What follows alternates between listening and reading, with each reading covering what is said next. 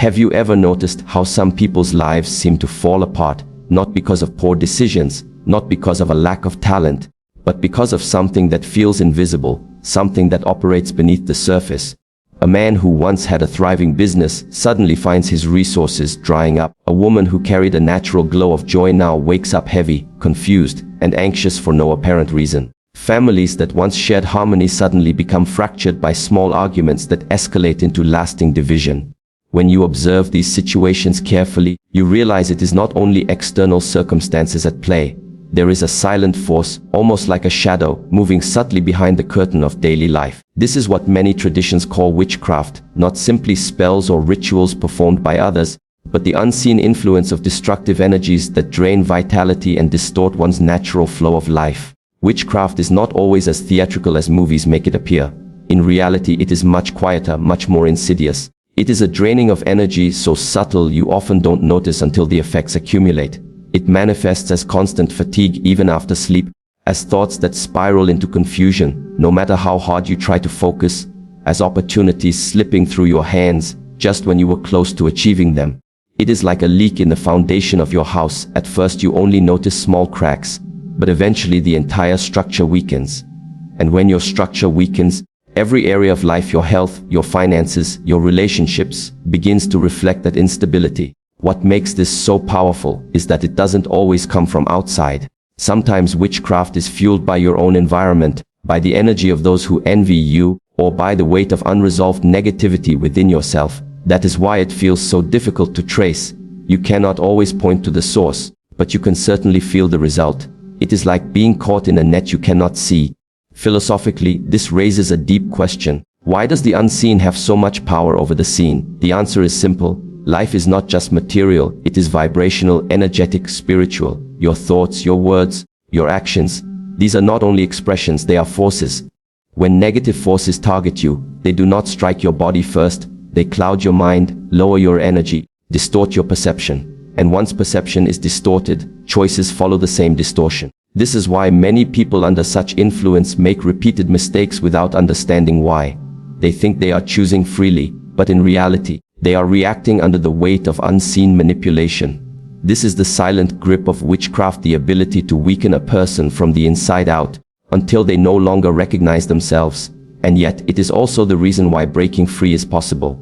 Because if the attack begins with energy and perception, then freedom also begins there, with restoring your energy, sharpening your perception, and aligning yourself with forces greater than the ones that seek to bind you. Think about this carefully.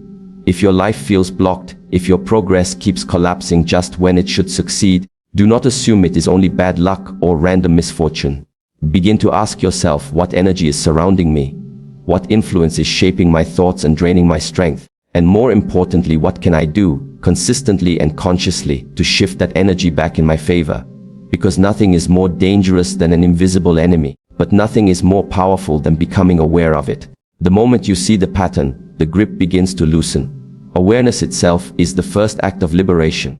There is a reason so many ancient traditions placed great emphasis on the morning, on the moment when the night dissolves into the first light of day. Dawn has always been considered sacred, not simply because it marks the beginning of another cycle of activity, but because it represents transition, renewal, and balance. In that brief window when darkness recedes and light emerges, the world is in a state of alignment. Energies are softer, quieter, less disturbed by the noise of human activity. This is why spiritual practices at dawn carry a potency that is often absent later in the day. Think about the rhythm of your own life. At dawn, your mind is not yet overloaded with emails, conversations, or responsibilities. Your body has not yet been exposed to the constant stresses of traffic, work, or conflict. You are for a short while closer to your natural state, open, receptive, and unburdened. That openness is not just a mental phenomenon, it is a spiritual condition. At dawn, the inner and outer worlds are both in transition, and when you learn to align with that transition consciously, you create a moment of extraordinary power. Psychologically, dawn represents what philosophers would call a liminal space, a threshold between two realities. On one side is the stillness of the night, with all of its subconscious activity, dreams, and hidden impressions. On the other side is the activity of the day, the conscious world of choices, responsibilities, and external challenges. If you step into the day without awareness, the unresolved heaviness of the night can spill into your actions. But if you harness this liminal space with intention, you transform it into a moment of clarity and renewal. This is why the practice of placing something under your tongue at dawn carries such symbolic and energetic power. It is not just about the physical act itself. It is about engaging with a time when the body and spirit are most receptive to suggestion, affirmation, and restoration. What you introduce into yourself at that time, whether through words, breath, or ritual, sets the tone not only for the day but for the energetic imprint that follows you into every interaction. Philosophically, dawn is also a reminder that destruction and renewal are inseparable. Every day, the darkness ends and light returns. No matter how heavy the night was, no matter what thoughts or forces oppressed you in those hours, they are not permanent. They dissolve with the rising sun. This rhythm of the universe is not only external, it mirrors what is possible within you. No matter how strong the grip of witchcraft or destructive energy feels, it cannot withstand the consistency of daily renewal. If you meet the dawn with awareness, you reinforce the truth that no darkness lasts forever. Consider this: most people begin their day unconsciously. They grab their phone, flood their mind with news and noise, and carry the residue of yesterday's battles into today's potential. And then they wonder why their lives feel heavy, why nothing seems to shift. But those who learn to greet the dawn with awareness, those who honor that moment of transition, they begin to notice that their energy stabilizes, their focus sharpens, and their life takes on a different rhythm. It is not superstition. It is alignment with the natural laws of rhythm and renewal. If you want to break free from unseen influences, you must start where the cycle of life itself begins, at dawn. This is not just about early rising. It is about reclaiming the moment when you are most open, most connected, and most capable of resetting the flow of your energy before the day can impose itself upon you. So remember this: every dawn is an invitation. You can sleep through it, allowing old patterns to carry you into another day of repetition, or you can step into it with awareness, using its power to rewrite your destiny. The question is simple: will you let the morning pass unnoticed, or will you use it as the doorway to your freedom? When we speak of the tongue, most people immediately think of words, of language, of the ability to communicate. And this is true, but it is only the surface. The tongue is one of the most powerful instruments of creation and destruction, because it stands at the threshold between what is invisible and what becomes manifest. A thought may remain hidden, silent, intangible, but the moment it is spoken, it takes on weight, it enters the world, it begins to shape reality. That is why traditions everywhere remind us life and death lie in the power of the tongue. Now consider this: if the tongue has such authority in shaping what is spoken, what then of the practice of placing something beneath it? It is not just a physical action, it is symbolic of authority and alignment.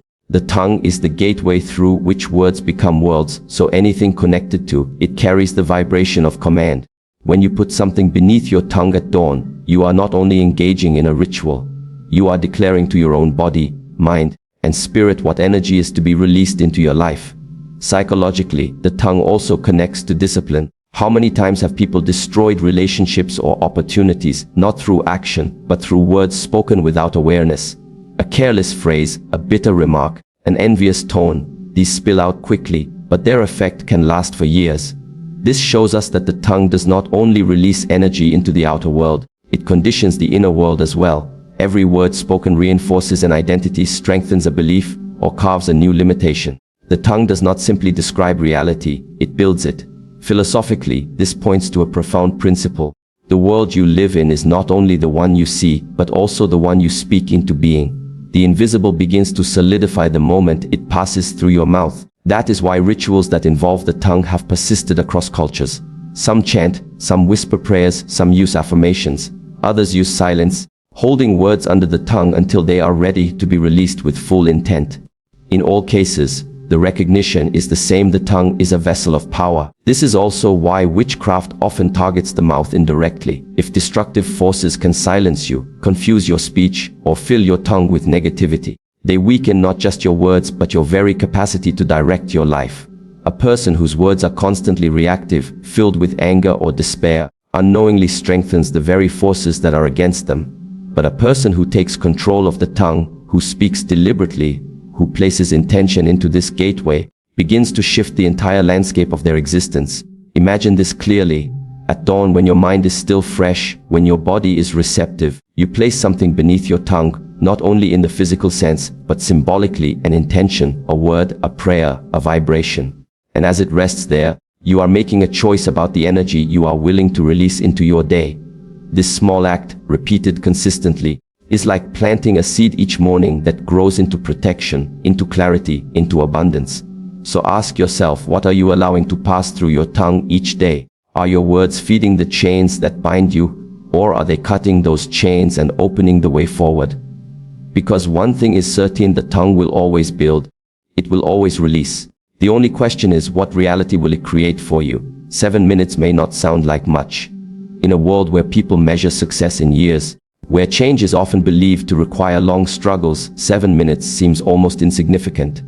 And yet, in the language of energy and awareness, 7 minutes is more than enough to shift the entire direction of a day, and with consistency, the trajectory of a life. The window is short, but its power lies not in its duration, but in its intensity and focus. Think of it like striking a match. The flame appears in a fraction of a second, but that tiny spark can ignite a fire capable of warming a home or burning down a forest. The beginning always contains the greatest potential, because it is in the beginning that patterns are set. The first thoughts you allow, the first energy you engage with, the first ritual you commit to at dawn, these establish a blueprint that the rest of the day will follow. 7 minutes at that crucial threshold can either reinforce the chains of yesterday or dissolve them to make space for something new. Psychologically, this connects to the principle of momentum. The mind, like a river, flows where it is directed. If in the first minutes of your waking state you allow negativity, distraction, or old habits to dominate, the river is already flowing in that direction. To redirect it later requires enormous effort. But if, within the first 7 minutes, you anchor your energy with clarity, intention, and a symbolic act of release, you set the current on a different path, then the rest of the day flows with less resistance, because it is aligned with that initial momentum. Philosophically, the number 7 itself has long carried significance. Across cultures, it is seen as a number of completion, a number tied to cycles of creation and restoration. 7 days shape a week, 7 notes shape the scale of music, 7 steps mark key stages of spiritual initiation in many traditions. When you devote 7 minutes at dawn to breaking witchcraft, you are not simply choosing a convenient amount of time. You are aligning with a universal rhythm of wholeness and renewal. It is brief enough to be attainable, yet long enough to carry symbolic weight. What happens in those 7 minutes is not complicated. It is not about elaborate rituals or mystical gestures. It is about focus, about deliberate awareness, about commanding your energy instead of letting it drift unconsciously. In those minutes you remind yourself that you are not a victim of invisible forces. You are a participant in the unseen architecture of life. And because of that, your actions, no matter how small, ripple outward into consequences that extend far beyond what you can immediately see. Many people underestimate the small windows of transformation because they are looking for dramatic results.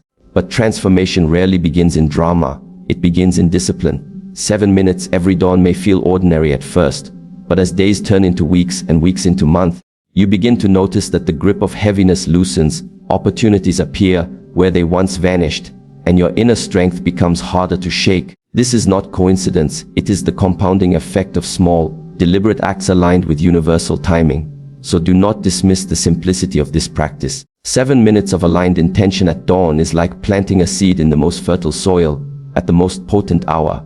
That seed may seem small, but with time it grows roots deep enough to break stones and branches strong enough to carry fruit. Remember this, the difference between bondage and freedom may not be measured in years, but in minutes.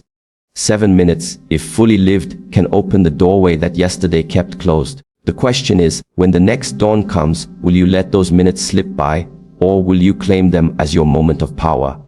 When people hear the word wealth, most think only of money, of numbers in a bank account, or the possessions they can accumulate. But true wealth is something much broader, much deeper. It is the state of being in which life flows in your favor, where health, opportunities, relationships, and material stability all align to support your growth. Wealth is not only about what you have, it is about the freedom to move through life without unnecessary blockages. And protection is the natural companion to this kind of wealth. Without protection, wealth slips through your fingers. Without protection, success becomes fragile, and joy becomes temporary. Now, why is this connection between wealth and protection so important when we speak about breaking witchcraft? Because witchcraft, in its essence, is an interference with flow.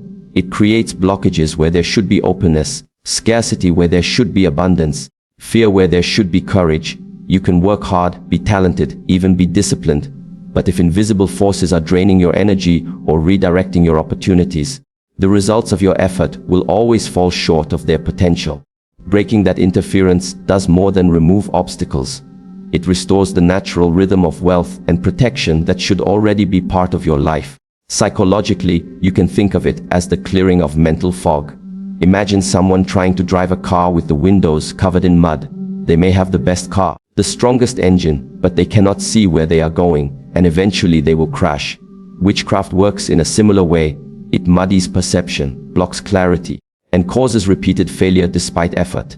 When the fog is lifted, suddenly the path becomes clear, and what once seemed impossible begins to flow naturally. This is why so many people, after engaging in consistent spiritual practices at dawn, report sudden breakthroughs, opportunities appear, relationships heal, strength returns to their body. It is not that something new was created out of thin air. It is that the interference was removed, and the natural flow of wealth and protection could finally reach them. Philosophically, this reflects a deeper truth. Abundance and safety are not luxuries granted to a select few. They are part of the natural order of life. Look at nature. A tree does not struggle to grow toward the sun. It does so effortlessly, provided nothing blocks its roots or cuts off its water. Similarly, a river does not fight to reach the ocean. It flows there naturally, unless something obstructs its path. Wealth and protection in your life are the same. They are your river, they are your sunlight. The role of spiritual practice is not to create them, but to remove the obstructions that have kept them from you. When those obstructions are gone, something powerful happens. Money begins to circulate more freely because your energy is no longer leaking into worry or invisible resistance. Protection rises, not because the world has become less hostile, but because your awareness has sharpened and you are no longer vulnerable to manipulation. Even those who try to attack you spiritually find their energy bouncing back upon themselves, because you are shielded by alignment. This is not superstition, it is the natural law of energy. What is in harmony sustains itself, what is in discord collapses. And this is why daily alignment at dawn is so critical. It is not enough to break interference once. Protection must be renewed, strengthened, reinforced. Just as a warrior sharpens his blade every day, just as a farmer waters his crops every morning, you must feed your shield and allow the flow of wealth to remain open. This is not about fear, but about wisdom. You do not wait for the enemy to strike before preparing. You stay prepared so that no enemy can strike effectively. So reflect on this. Are you living in scarcity because you lack resources, or because something is blocking their flow to you? Are you unprotected because the world is dangerous, or because you have not built the shield that keeps danger from penetrating? Wealth and protection are not distant goals. They are already here, waiting for you to remove the obstacles. And once you do, you will see how naturally life provides. Freedom, once experienced, can be one of the most fragile states if it is not maintained. Many people have moments when they feel released, when the heaviness lifts, when they sense clarity for the first time in years. But what often happens?